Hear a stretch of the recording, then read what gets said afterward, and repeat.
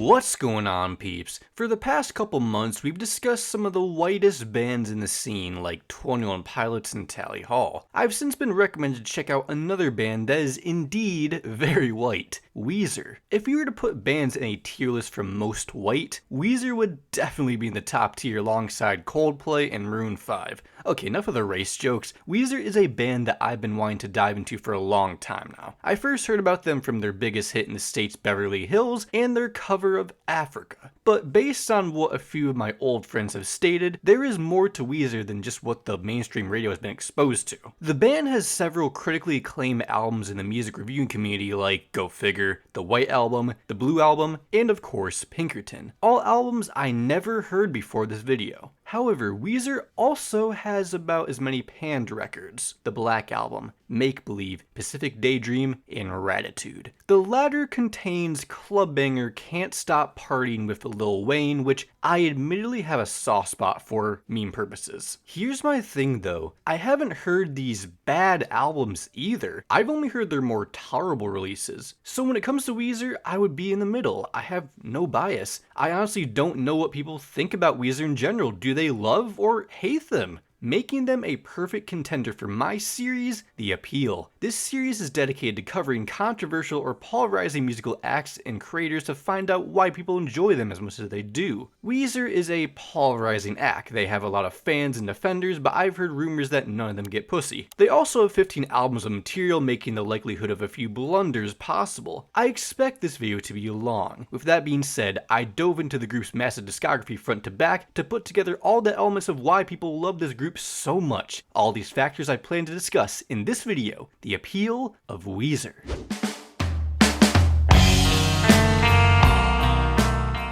Lead vocalist Rivers Cuomo, drummer Patrick Wilson, bassist Matt Sharp, and guitarist Jason Cropper would form the American rock band Weezer on February 14, 1992. Previously, Rivers had moved to LA in 1989 with his high school musical metal band Avant Garde, which later disbanded. After meeting Wilson moving away from metal to an alternative rock style, Rivers formed and disbanded several bands, which include Cropper, after settling in Santa Monica and recording demos. Intrigued by these demos, Sharp soon joined as the bassist and the manager, leading to the formation of Weezer. They adopted their name from a nickname Cuomo's father used for him, which was inspired by a character named Weezer from the 1992 short film Our Gang. From here, Cuomo gave Sharp a year to secure a record deal for the band before he would accept a scholarship at the University of California, Berkeley. They got booked for their first show on March 19, 1992, opening for Keanu Reeves' band Dogstar, after convincing the club Raji's to let him play. Throughout most of 1992, Weezer performed in mostly empty clubs with the same small group of about 5 friends supporting them. In November, Weezer recorded a demo, The Kitchen Tape, which includes Say It Ain't So. The demo caught the attention of Geffen Records A&R man Todd Sullivan, who signed the band in June 1993. During the recording of their debut album, Cropper was fired due to the concerns about the band's chemistry and was replaced by Brian Bell. Their self-titled debut album, known as the Blue Album, was released on May 10, 1994. Weezer's first single, Undone, the Sweater Song, became a MTV hit and reached number 57 on the Billboard Hot 100. Their singles Buddy Holly and Say It Ain't So won multiple MTV Video Music Awards and were a success on the radio, never reaching the Billboard Hot 100 due to the songs technically not being available to purchase as a single despite its radio promotion, a common issue of the charts during the mid-90s. Either way, the Blue Album was certified triple platinum in the US, being an absolute critical and commercial success. There was one problem though, nobody really took the band seriously, nearly being dismissed as a novelty act when they thought they were going to be the next Nirvana, a feeling that hurt the band for a couple years, especially Rivers. At the end of 1994, Cuomo enrolled at Harvard University, where his songwriting grew darker and more introspective. He experienced loneliness and underwent major surgery on his left leg, all leading up to September 24, 1996, when their second album Pinkerton arrived. Believe it or not, it was initially a commercial failure with mixed reviews, but later gained cult status and critical acclaim. It was their Whole Lotta Red, the world just wasn't prepared for it yet. After completing the Pinkerton tour in mid-1997, Weezer went on hiatus. In 1998, Sharp left the band due to differences, and Cuomo returned to Harvard but paused his studies to focus on songwriting and side projects. In February 1998, Cuomo, Bell, and Wilson reunited in Los Angeles, hiring Mikey Welsh as a new bassist. but frustrations led to Wilson departing. They briefly played as Goat Punishment, doing a bunch of Nirvana and Oasis covers for some reason. Como fell into depression for several months in 1999, but Weezer eventually reunited in April 2000 to perform at the Fuji Rock Festival, which sparked a revival in the band's spirit, leading to rehearsals, demos, and shows that year. The band returned to the studio to record the Green album, which was promoted with singles like Hashpipe, Island in the Sun, and Photograph. Island in the Sun became a major radio hit and was recognized as one of their all-time greatest gems throughout the years. Despite attempts by the label to delay the release, the album came out on May 15th, scoring their first top 10 on the Billboard 200 at number 4. However, Welsh experienced a breakdown due to touring stress, undiagnosed bipolar disorder, and drug abuse, leading to a suicide attempt and his departure from Weezer in 2001. For their 4th album, Weezer experimented by letting fans download and provide feedback on in-progress mixes of new songs from their website. The band later described this approach as a failure, particularly after the song Slob led to issues with their label. Maladroit, the 4th album, was released on May 14, 2002. Between 2003 and 2004, Weezer recorded a large amount of material for the new album with producer Rick Rubin, which was released as Make Believe on May 10, 2005. The album became their highest debut ever, selling 193,000 copies, debuting at number 2. The lead single Beverly Hills became their biggest chart hit, topping the Billboard Modern Rock chart, reaching number 10 on the Billboard Hot 100, became the second best-selling digital song of 2005, and earning the band their first Grammy nomination for Best Rock Song. Unfortunately, this album led to many longtime fans turning on them and becoming known as their sellout era. Following the success of Make Believe, Weezer took a break during which Como returned to Harvard, graduated, and got married to his mirror image. Their next album, the Red Album, was released on June 2008, debuting at number 4 on the Billboard Hot 100 and receiving generally positive reviews, with Porks and Bean becoming a hit. Followed up by the controversial Raditude on October 30th, 2009,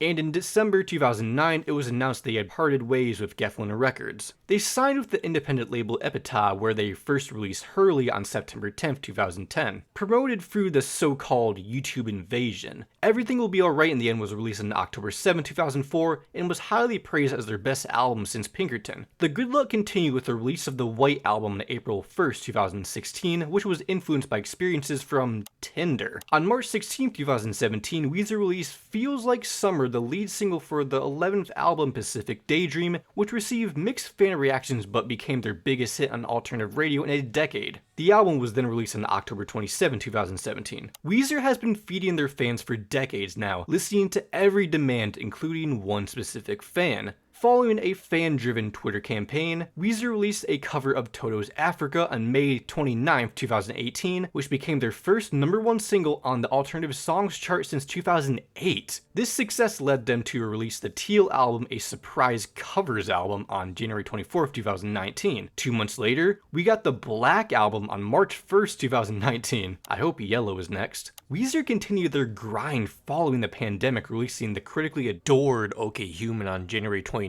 2021, and the highly delayed Van Weezer on May 7, 2021. But these white boys weren't done yet. On March 11, 2022, Weezer announced Seasons, a series of 4 EPs based on the seasons during all the solstice and equinoxes of 2022. Spring, March 20, summer, June 21st, autumn, September 22nd, winter, December 21st. The band still stands tall today. In September, the band plans to play the entirety of the Blue album for its 30th anniversary, from forcing their way into Keanu Reeves' band show to millions of fans across the world.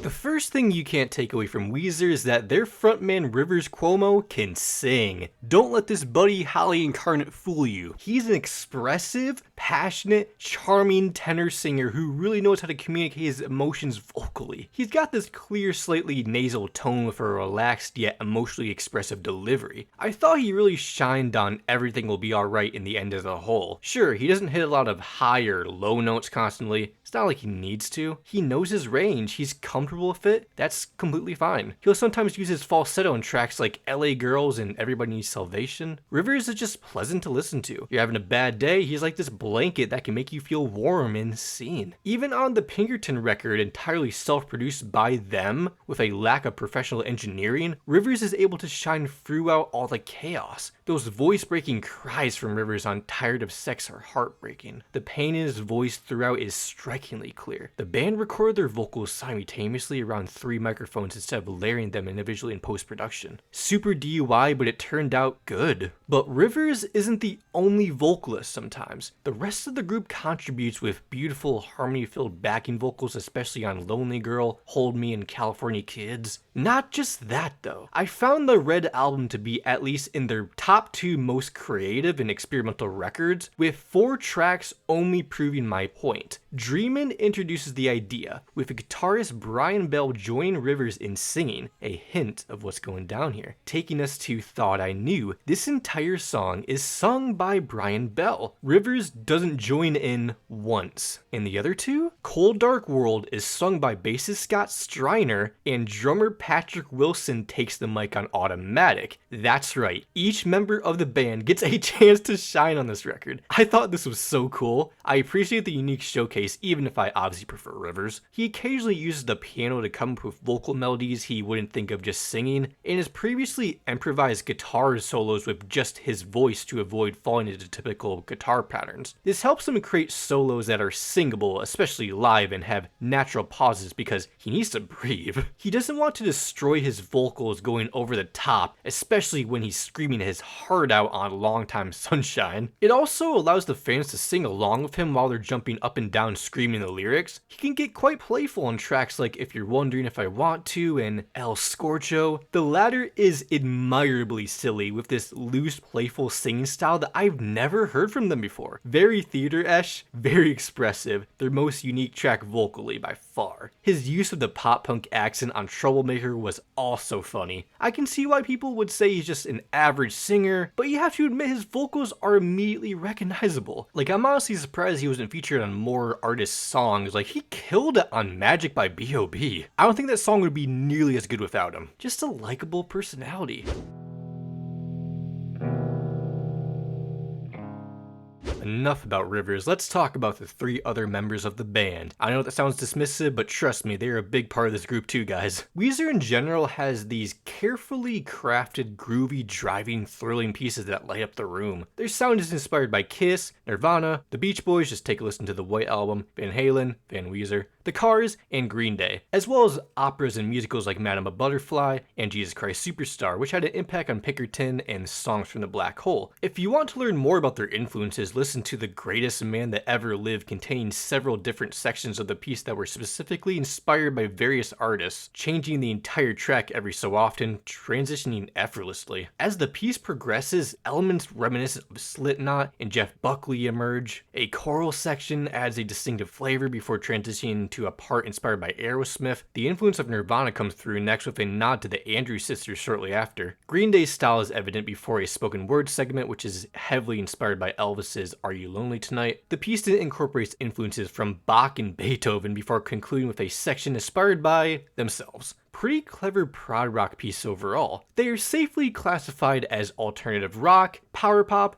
rock, pop punk, geek rock, emo, you get it. A clear focus on rhythm guitars, keyboards, drums, and bass. This is what you're going to expect to hear when you listen to the average Weezer song. Not the most experimental band in the world, but their passion for their own art makes up for it. You may not be much of a fan of their cover record, the Teal album, but I found their way of recreating the originals well instrumentally with a rock edge to be fascinating. If you wanted to hear a rock version of Billie Jean, there you go. Weezer's late 2000s record delved into pop territory, experimenting with bass-heavy electropop on California Snow, Zombie Bastards, and Feels Like Summer. It helps make each song stand out in their own unique way. I hate to say it, but Weezer can't make the same sounding songs forever. I'm sure they get sick of the same alt-rock process. we need to come up with a catchy guitar riff and have Wilson pound on the drums. Or we can incorporate a synth solo like on the funky soulful Can't Knock the Hustle, the piano rock A Piece of Cake, the foot stomper that is Sweet Mary, and sunshine pop integrations on Get Right and La Mancha Screwjob. Speaking of sunshine, the White Album is quite literally a beach album. If you ever want to play an album during the summer and fit every vibe known to man, this is the one. Throw the tropical, mellow, classic power pop tune Island in the Sun in there too.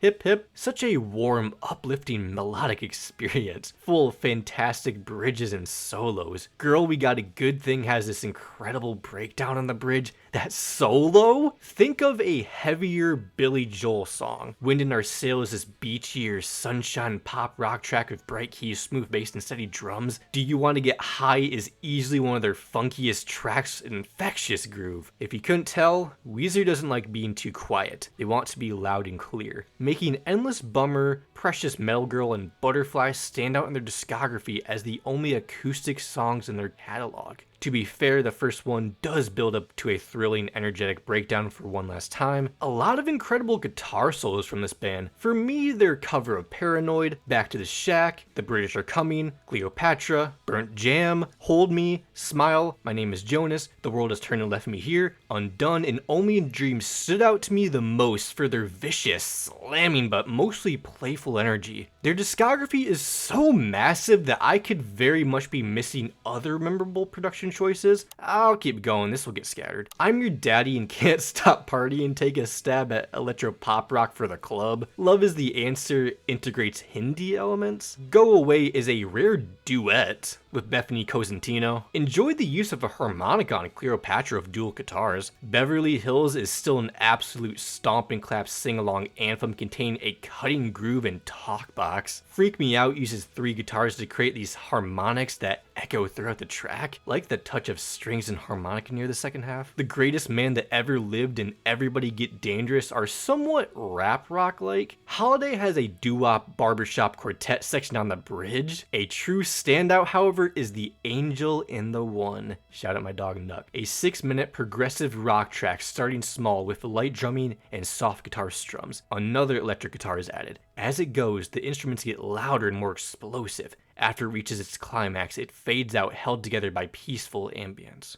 In terms of overall sounds for other specific records, Pinkerton was obviously self-produced, giving off a more noisy sound that displays more emotion. Maladroit takes on a more hard rock, heavy metal approach with slick, punchy riffs. OK Human truly stands out as a guitar-less record, focusing more on pianos and strings instead. A chamber pop record that proved Weezer can still make critically acclaimed music. After all these years, Weezer still takes a stab at new sounds with each record. You gotta admire that despite how disastrous the experiments may go, they still give it their all.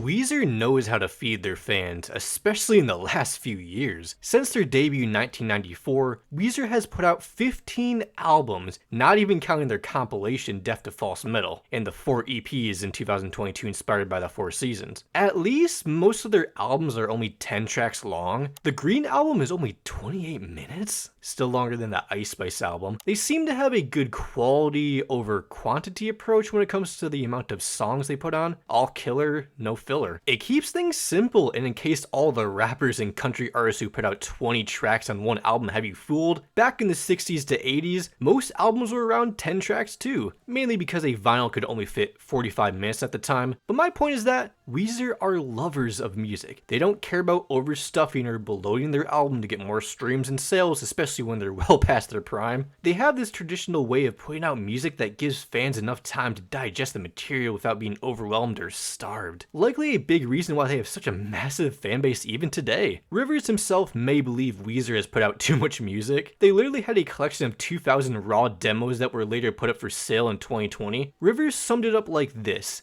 I didn't plan for this career. and looking back, I wonder if less would have been more. If we could have been more selective with what we released, it might have made a bigger impact, but hindsight's 2020. Most diehard fans couldn't care either way. Last note about their output is the many self-titled albums they have. The Blue album was just a regular choice, the Green album was supposed to be a reintroduction to the group after their hiatus, the Red album came along because they couldn't come up with a clear name for the record. Imagine if it was named The Pure Sounds of Weezer. The White album is a similar situation, likely inspired by the Beatles' own White album, with the sound of the 2016 record having a classic rock feel. As for Teal and Black, it's clearly just for the memes at this point. They can't come up with a name. Fuck it, Weezer. I have to say though, after sitting through all 15 records, I somehow wasn't sick of them after all it was done. I'm sure there are several fans out there that listen to their entire catalog front to back on the regular that have the same feeling. If anything, I want to re-listen without the reviewer mindset, just a basic listener mindset. Helps that I heard their weakest records first before their best, something that I recommend for this type of group, as it's not like they're 21 Pilots where each album is a story that's connected together where you must start at the beginning. Speaking of concepts though,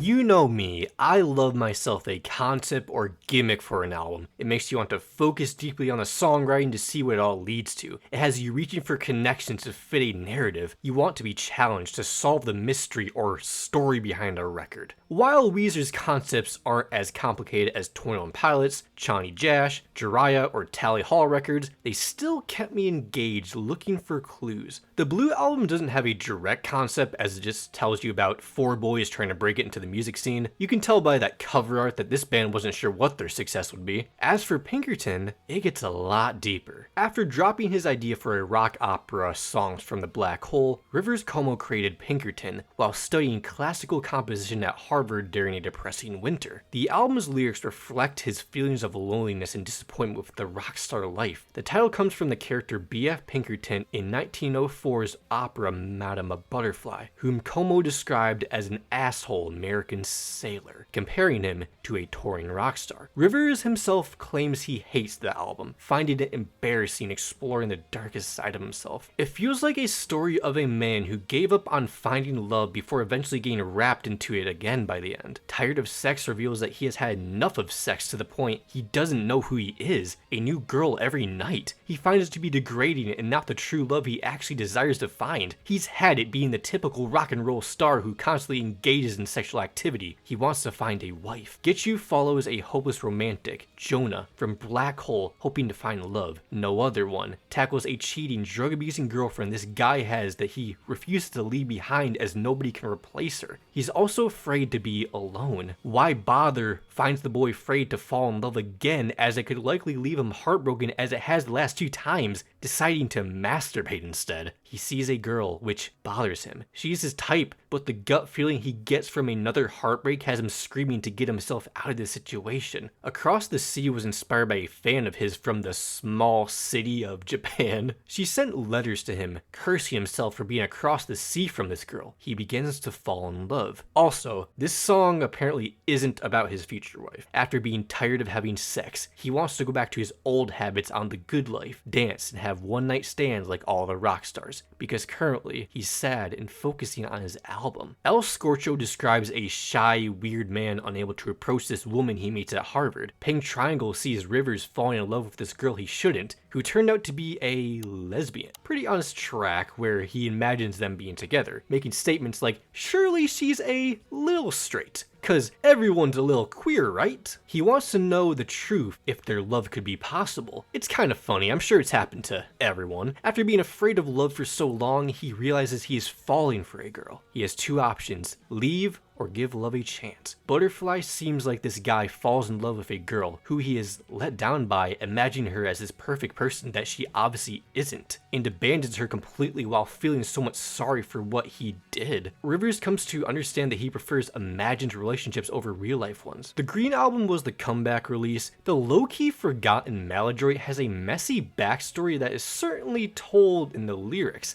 seems like a breakup album mixed with anxious feelings about what their fanbase wants from them. The tracks are rather short, some barely passing the 2-minute mark. Given the drama behind this record, maybe they just wanted to be done with it as soon as possible, being recorded in 1 to 2 months. While recording, Weezer shared daily demos on their website to get feedback from fans. However, Rivers often disagreed with the fans on many aspects of the album. Some of these unreleased songs even ended up being played on the radio. This resulted in their label issuing a gag order, asking the band to return the master tapes from those sessions and apologize to each station. The band refused, arguing that they had paid for those sessions themselves and that apologizing was unnecessary. Fans also pushed back, created an online group called Unreleased Weezer for the masses to campaign for the album's release. American Gigolo tackles the potential frustrations fans could have had with this record due to the sound being different and dynamic. I mean, it kicks ass, so I don't see why anyone would complain. Take Control also speaks about fans taking control of their work. Snob addresses the fans, telling them what to do. Get married, start a family, don't be a Hollywood snob, even though deep down he knows he is doing life all wrong. Space Rock then blames the fans for their stress, calling it a game. Make Believe is the so-called sellout album. The Red album, on the other hand, is one of their most experimental creative records ever, going out of their way to make each song unique and stand out. I already discussed the prog rock influenced heavy The Greatest Man That Ever Lived, as well as the 4-song trilogy where each member gets a chance to sing. Troublemaker has beyond stupid lyrics, making fun of those troublemakers nobody likes from school in the music industry. Put me in a special school because I am such a fool, and I don't need a single book to teach me how to read. Some of the best songs ever made were created in response to record label demands, like Sarah Bareilles' Love Song and Maroon 5's Harder to Breathe. Pork and Beans is a post-grunge single directed at Geffen, spitting in their face, saying that they don't have anything to prove to them, mentioning basic pop elements to appeal to the masses like Timbaland production, happy song structures, catchy chorus and beat. Well, they ended up creating just that anyway, so who really wins? Heart Songs is a definitive playlist of influences for Weezer, a folk-inspired track that builds up into a heavy final chorus mentioning Michael Jackson, Bruce Springsteen, Judas Priest, and several more. The Prince Who Wanted Everything is said to be about legendary musician Prince and how harshly he was treated during his life, taken advantage of for profit when all he wanted to do was just make great art. Everybody Get Dangerous is inspired by Rivers' dangerous childhood adventures, with the Angel in One preaching self-empowerment and letting go of something that has been attached to you for a while. Raditude is their Fuck It, Why Not record. Hurley features a close-up of actor Jorge Garcia, known for playing Hurley on Lost, with the album being recorded in less than a month. Everything Will Be Alright is one of the more lore-heavy releases. It returned to the old Weezer sound, calling it a love letter to fans. Ain't Got Nobody seems like it's from the perspective of a family outcast who's incredibly lonely, not having a father in the picture, and the only friend she had was fake. Back to the Shack reflects on losing several fans after abandoning their original sound for mainstream experimentation. Rivers decides to head back to the Shack where it all started to recapture that old sound 20 years later. He doesn't care if the album underperforms in comparison to their previous releases. Eulogy for a Rock Band tells the story of a rock band we used to know and love, likely referring to themselves. A band that is less relevant than they used to be. You won't be mainstream forever. Any artist can fall off. Even if your new material doesn't shine, your most popular, impactful songs will be remembered by generations. Weezer cements their place in rock and roll here, bowing out on their own. I've Had It Up to Here is aimed at record executives. The British Are Coming retells the shot heard around the world. Paul Revere's Midnight Ride, involving him riding to warn colonial militias about the advancing British Army forces. Without context, this could work in a situation where you attempt to give everything you got and try to prepare for a war with whatever you're going through. Da Vinci is a pure love letter to the fans, who have been such an unbelievable blessing to the band that it has them at a loss for words. Da Vinci couldn't paint such a picture. Stephen Hawking couldn't explain it. Rosetta Stone couldn't translate it. Over a pop-punk tune, the band expresses to their fans that everything will be alright. If it isn't about the fans, it could be about a girl or God. Either way, it's passion-filled and sweet. Foolish Father is where Rivers forgives his father. Quite a cutting point he makes. Imagine your father or mother dying, knowing their child hates them, and you never got to forgive the person who gave birth and raised you. He puts himself in his father's shoes and finally understands his pain, giving this track more emotional weight alongside an emphatic chorus. Truly, everything will be alright in the end. An incredible conclusion to a great song. Fading into the Future Scope trilogy, 2 riff-heavy instrumentals surrounding Anonymous, which I suspect this to be about God, not being sure what to call the mighty man in the sky besides Anonymous. The White Album is a beach album full of Beach Boys worship, Pacific Daydream and the Black Album exist. The Teal Album is a cover album. If you want to hear Rivers Cuomo sing 10 classics, this is the album for you. Weezer has a good taste in music, at least. OK Human is a flip on Radiohead's classic OK Computer and mainly piano orchestra bass. Van Weezer is the return of hair metal, hell yeah! Finally, the Seasons EPs were inspired by all 4 seasons. Whether you just want to listen to the music without doing deep dives like me, it's entirely possible. Every song can be taken out of the album's context and be used to relate to your own scenario.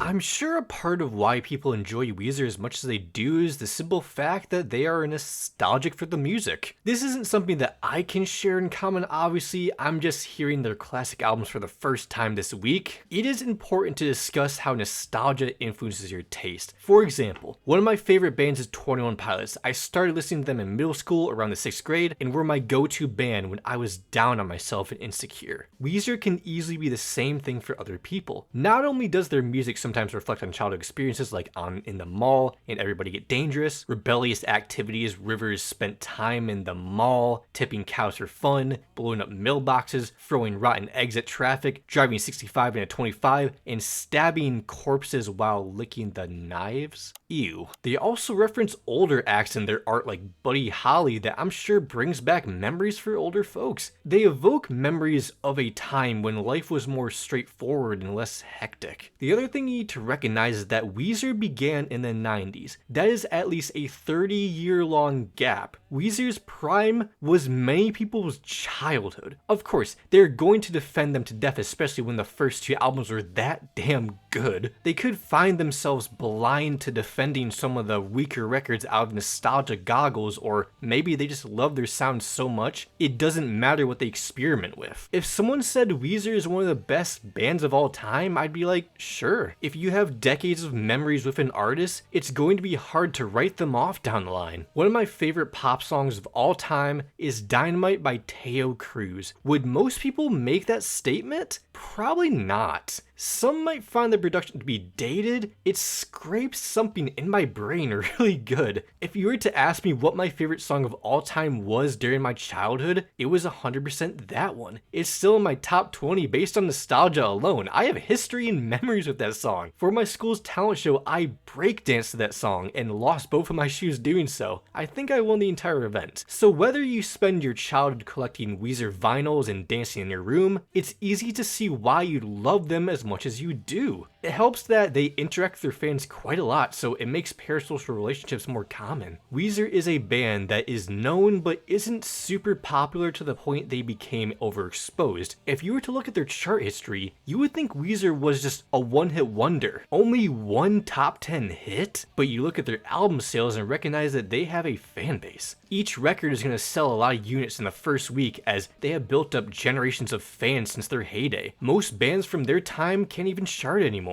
Weezer has longevity, somehow finding their way to enter the conversation almost every year since their debut, for better or for worse. They stick in your brain. You'll never forget the name Weezer.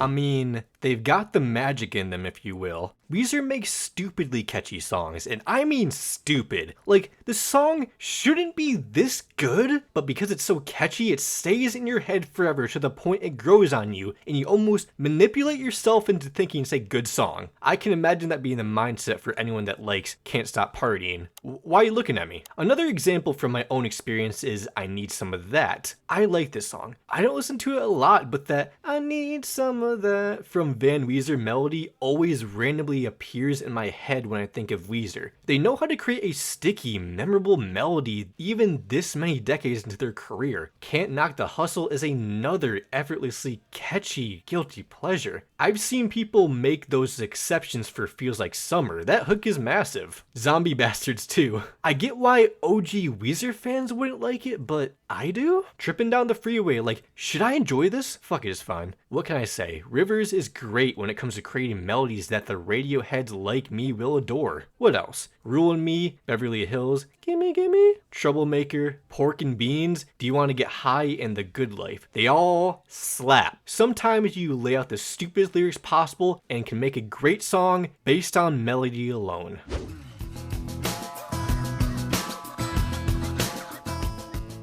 This band has no problem making fun of themselves, writing about humorous topics, and turning awkward situations into memorable moments. When people would confuse them with the one-hit wonder band Weedus, known for Teenage Dirtbag, they did a cover of each other's songs. If I'm being real, I thought that was a Weezer song too. Here's the thing, Weezer makes some pretty depressing music, so having those breaks for comedic relief truly gives a fan a moment of laughter. Weezer could care less about what you think of them, sometimes. They embrace who they are. The reason their cover of Africa exists is after a 14-year-old fan of theirs on Twitter, Mary Klim, demanded for them to bless the rains down in Africa, which led to the Teal album. Weezer singing about scrubs is a funny kind of irony. At least it slaps to a degree. The Girl Got Hot is a story about a girl nobody cared about at first, but then she got hot as the years went on. He tries to interact with her, but fails. Should have shot your shot when she wasn't so-called hot. The wildest thing this couple on Trainwrecks decides to do in this song is crash a Diddy party. How strangely that has aged. The most out-of-pocket moment is when Rivers declares himself the of the year on Dope Nose. Sounds like the type of song you'd write after 4 shots of tequila. Where's My Sex is pretty pointless. You think Weezer has sex? Jokes aside, it's a groovy pop rock song about socks. Yeah, one of Rivers' family members said, "Where's my sex?" instead of "Where's my socks?" It's pretty much a silly play on words. Crab is silly as well, basically an incel misogynist anthem, a man mad at a woman, using the term to replace complain, beg, and grab. Crab at the booty. Fun fact about My Best Friend from Make Believe is it was supposed to be a part of Shrek 2. When the band was asked to be a part of the official soundtrack, Como suggested this track he had about a big funny friend of his who seemed to be a bit of an ogre. The producers thought it was too on the nose, so Como changed the lyrics. Last one I'll bring up is Summer Elaine and Drunk Dory, that not even Rivers knows what this is about. I get the feeling this could be from the perspective of a young boy left by himself at the beach and ends up meeting 2 older women that teach him the way of life. Or it could be a big reference to alcohol. Humor brings the world together. Weezer knows how to do it effectively. They're also not afraid to be a...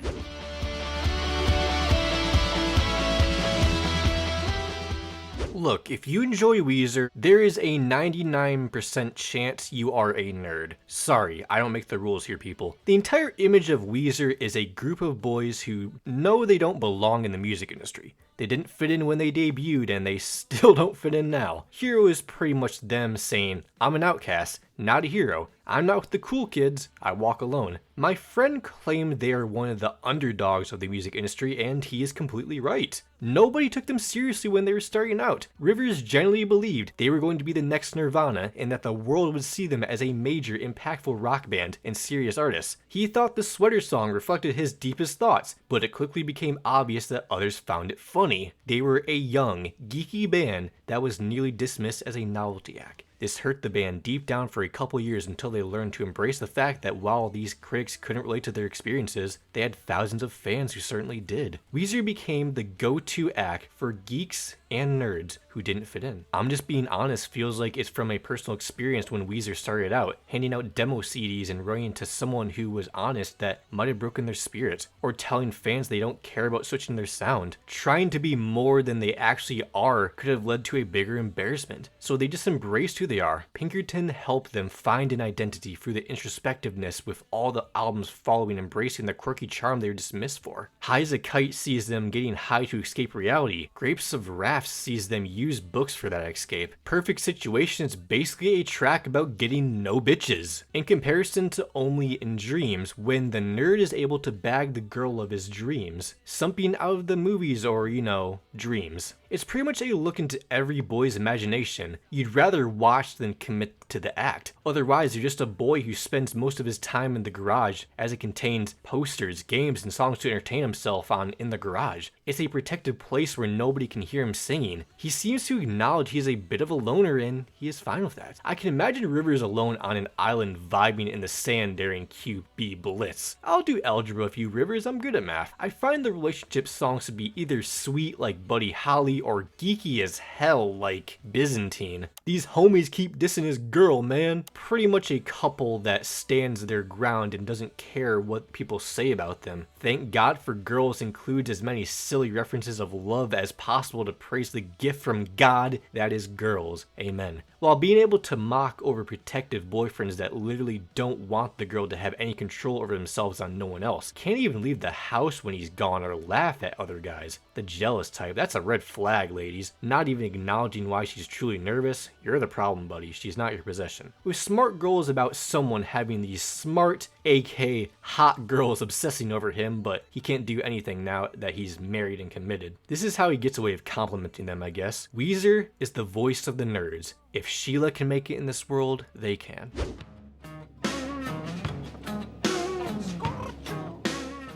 Throughout the decades they've been around, it's clear that the band has developed a deep emotional connection with each listener. Why else do they have defenders? Mikkel, Carly, devoted fan club presidents for several rock bands including Weezer, tragically died in a car accident on July 8, 1997 while returning from a Weezer concert in Denver. The Allen sisters were a major part in growing Weezer's fan base, managing a 4,000-member fan club before the band became mainstream, helping them grow to where they are in the long run. The sisters' funeral was attended by Weezer members, showing just how much care the band has for their fans, especially the most dedicated ones. Any friend of Diane's reminds me of this situation, about several women who helped Weezer out during their early career, referred to as Dianes. Any friend of these women are friends of theirs. These boys are relatable not only for their geeky look and twisted sense of humor, but they've been through a lot of hell mentally. Just look at Pinkerton, a person unable to find true love and scared to try, knowing the high possibilities of ending up heartbroken. There's more to the devastating depression of Weezer's material. Too many thoughts in my head trying to distract and ease your stress with anything around you. All my favorite songs is a man absolutely going through it mentally, with various conflicting thoughts like his favorite people making him mad and enjoying parties but he doesn't go, feeling bad when he doesn't go. Sounds like a major overthinker lost in direction. Undone, the sweater song, is pure depression. A sad song that people thought was hilarious, comparing themselves to a sweater that is being undone thread by thread like his entire being is being stripped away. Contains several spoken word passages that introduce this moody guy that clearly sounds like he's out of it. Rivers sells this depressing angst well. My Name is Jonah details a car accident his brother Leaves was in, as well as a few details from their childhood, with Say It Ain't So describing the pain of being a teenager in a family broken by alcoholism, mainly focused on his father who left the family when he was 5, who eventually found faith and got clean. He doesn't find himself to be drinking for this reason, as it brings him back to those harsh memories, blaming his existence for his family's pain. Memories chimes about, well, memories of memorable times the members of Weezer experienced in the past. It's the late Ryan Dunn from Jackass's unofficial theme song. Not sure why they decided to piss in a cup and call it a single cover. Other heart tuggers come from relationship songs, bad or good. Sweet Mary has a possible reference to Mary, the mother of Jesus, having a girl or spiritual figure in his life that guides him in the right direction, feeling like he doesn't deserve it, wondering who she is. As a religious person, I can get behind this. If you're wondering if I want to, I want you to, is not about being sure if this girl likes you or not, hoping she makes that move so you don't have to. Has this drive and geeky charm to it that totally works for me on all levels, truly made me smile as the only good song from that album. It isn't always this easy on Runaway, where Rivers wants to run away with his lover, but his lover refuses to move away with him and the couple decides to depart. Oh Girlfriend is a gloomy track hoping his ex-lover still loves him. He is clearly not taking it well, participating in substance abuse to stop the pain and driving by her house to reminisce. With Hang On telling a tale of two optimistic people that can't escape each other. They break up and find a way into each other's lives. They can't just be friends, it's never over. Hold Me reminds me of Coldplay.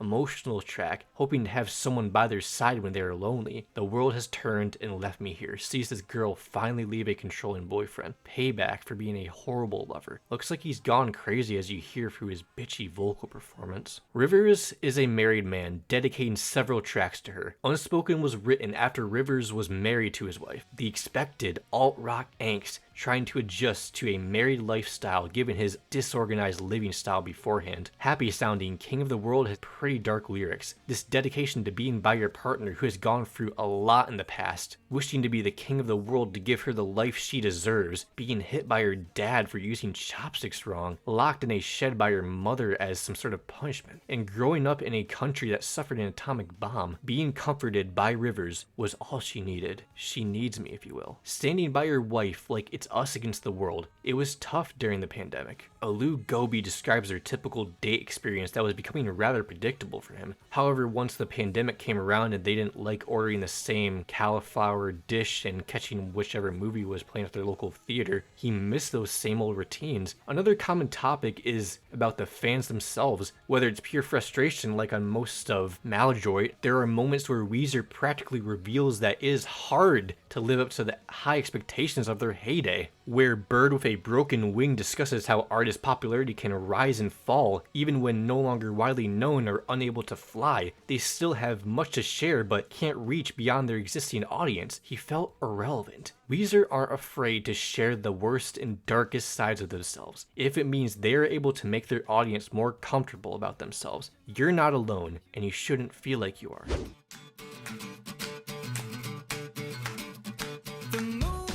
Because it's Weezer and it's Wheezy. They make me horny. Okay, let's go to some serious ones. Weezer are just these regular looking guys, but when they play, it's just the coolest thing you have ever heard. I love music that is kind of whimsical. Every album is a little bit wacky in its own way, and the energy is great. I can't feel sad when I'm listening to Weezer. He's a chorus master, and many of the guitar solos are amazing and stuck in my head. They know how to make songs catchy as heck. Part of the appeal to me is that the guys, for the most part, sound and look like everyday people. A lot of songs make you sound really weird and emotional when you sing them, which is really cool to me for some reason. A shorter version would be that they make understanding one's own shortcomings as a person sound really cool and not whiny or corny. That and Rivers is really funny. I like Rivers' voice a lot. It's very sweet and I like when he makes it loud and gruff. I like that his lyrics can have this serious self-reflection similar to Cobain but can also be goofy as hell. I like when he's extremely dramatic. I cannot get enough of expertly written power pop. For me, I got obsessed because the majority of the songs are written by Rivers. He is a lyrical miracle, straight up. He is a silly Billy, and I love Rivers for that. Have you ever seen that one Family Guy episode where Stewie was so fixated on this female artist and when he went to meet her, but that got quickly deteriorated when she told Stewie she does not write the songs, she just sings them, and he went nuts and I think killed her? The fact he writes his music makes it feel, I guess, personal, and I get some insight on his personality, but I also really love Rivers' vocals and the quirky instrumentals. I love Weezer as a whole. Weezer are the underdogs of music, a band that broke through with an incredible first album and a soundscape that sounded nothing like them, followed up by my personal favorite album of all time, disowned upon release by fans, but ahead of its time in a lot of ways. Ever since then, seemingly been an endless amount of people online who accuse the band of never being good again, but to my ears, Weezer always proves them wrong. 30 years deep into their career, they're still chugging along with great songs, pushing their own boundaries, and still making the radio waves despite how many people would want you to think they haven't made a good song since 1996. The truth is, Rivers Cuomo and the rest of the band didn't fit in when the Blue Album came out, and they never will fit in. Despite that, the music has always been so great that they managed to force themselves in a room anyway. Incredible melodies, pop rock riffs, emotional vulnerability, catchy choruses, and the desire to evolve are all timeless. Weezer is all those things, and despite what some might say, Weezer is timeless.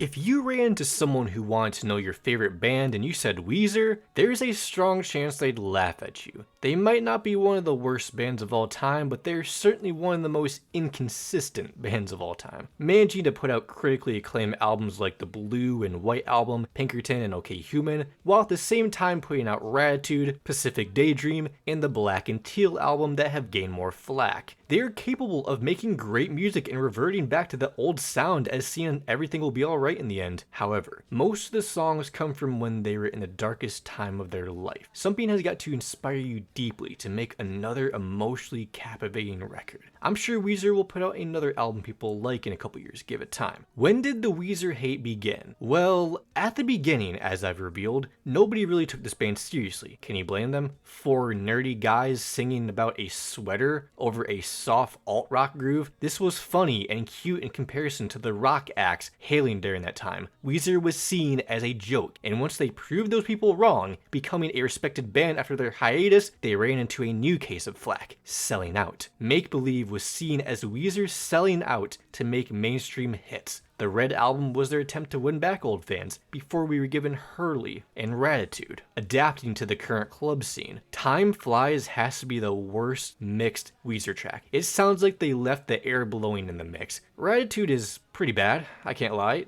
Dog shit even. I expected this to suck, so I guess that's somewhat my fault. I am glad it exists in a sense. I appreciate the risk, even if it is low-key a sellout effort that ruined their reputation in the process. Maybe if the songs had better grooves, less creepy eye-rolling lyrics. It tried to be rad, then emo, then optimistic. It's a mess, plain and simple. Glad they tried this. It was certainly something to laugh at. Wasn't boring. I'm Your Daddy gives me Tonight I'm Fucking You vibes. Quite dirty and not in the good kind. I've always hated songs using daddy in some sort of sexual context. But he ain't like all those other boys. Talking about eating a Goomba if she wants to. Oh, Dr. Luke wrote this? Holy shit, this makes it even worse. Let It All Hang Out is hanging out with the homies core with random references to the recession and Jay-Z. You had a tough day at work and now you escape at night with the boys, resulting in Rivers spiking vitamin water and asking to be taken to your daughter. I know Weezer is white, but this is white. Not even Jermaine Dupri could save this. Probably a rejected Usher song. I don't know why Love Is the Answer exists. These Hindi integrations don't fit with this pop rock groove at all. Not even bad sounding, just vapid and soulless. I'm sure there were good intentions here, it just came off together off-puttingly. I'm just confused after hearing it. Ah yes, this is what I've been waiting for. Can't Stop Partying, just a electro-pop club standard about non-stop partying co-written with Jermaine Dupri. I wonder why Lil Wayne isn't even credited. Weezer and it's Wheezy! I miss the era of random rapper guest verses on these club anthems. Objectively garbage song, but the fact something this ridiculous exists, I can't hate by default. Might be darker than some realize. This person can't stop partying to the point where it's affecting his health. Late 2010s wasn't received that well either. The Teal album sounds like the average cover band that plays at your son's birthday party and does the job. Nothing truly offensive. However, the Billie Jean cover didn't need to happen.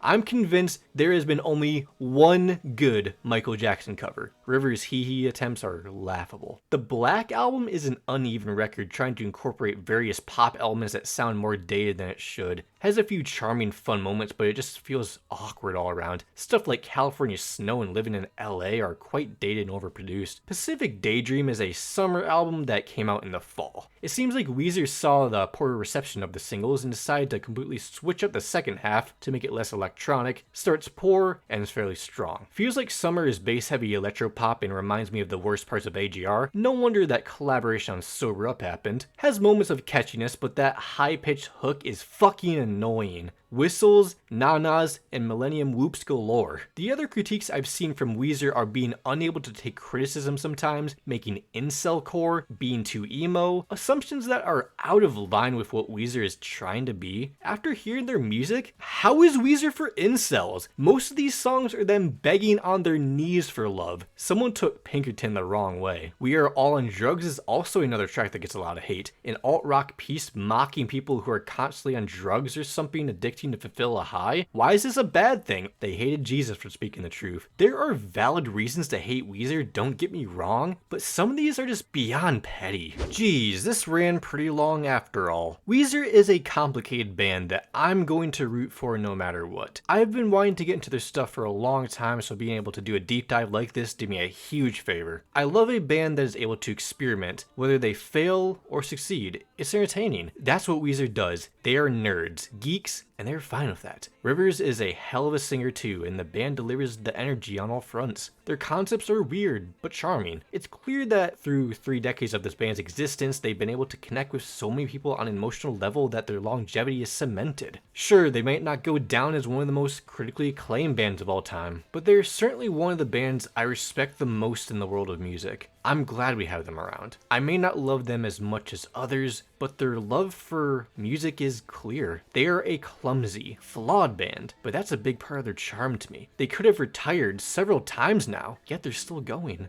Weezer knows who they are, and they're proud of it after all these years. Maybe that's what we need to hear and do the same thing with ourselves. Thank you for watching this video. If you enjoyed it, leave a like and subscribe for more bass content. I'll see you all in the next one. Make sure to love all and peace. Thank you.